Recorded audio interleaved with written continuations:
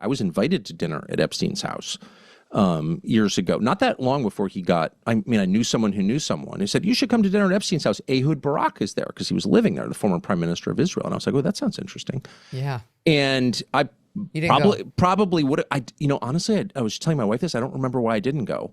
I literally have no memory, but it didn't seem crazy because I've interviewed all kinds of bad people. And just because someone is a horrible person doesn't mean that I won't talk to him, obviously, right? I just want to learn. That's my job. So I didn't go, but if I had gone, I would have spent the last 6 months trying to explain that I'm not a pedophile. So I agree.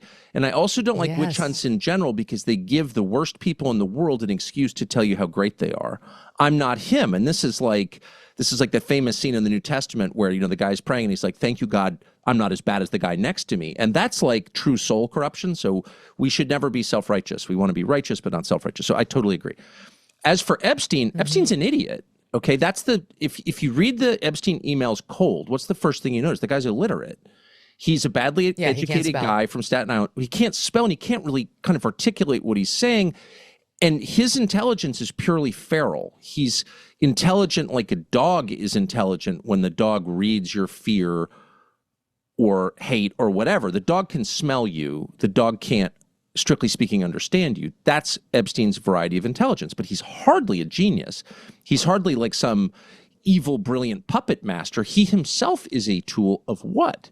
Where did his money come from? No one has answered that question. How did he get all this money? Doing accounting services for Leon Black and Les Wexner? Come on now. I've got an accountant. I'm not paying him. Like, that's just stupid. So what is the answer? No. What was he being paid to do? He was an employee, not a boss. That's very obvious. He was a connector, but he's acting on behalf of others. Who? And my concern, well, now my certainty is that the wrong people will be punished as they always are. And I watched this with Harvey Weinstein. I worked for Harvey Weinstein. So I knew Harvey Weinstein was a pig. Obviously, he smoked in the elevator. The guy's a pig. He didn't care about other people's opinions or feelings. I knew that. I remember it really well. So I wasn't surprised when he went down. It's a good benchmark. But I also knew, having worked in television for like 30 years, that, some of the worst people never went down. And some of the people who did go down were bad, but they weren't even in the same realm as the people who didn't go down. So there is a sense in which these stories, these witch hunts, are a cover for the truly guilty. And as someone who cares about justice, that drives me kind of insane.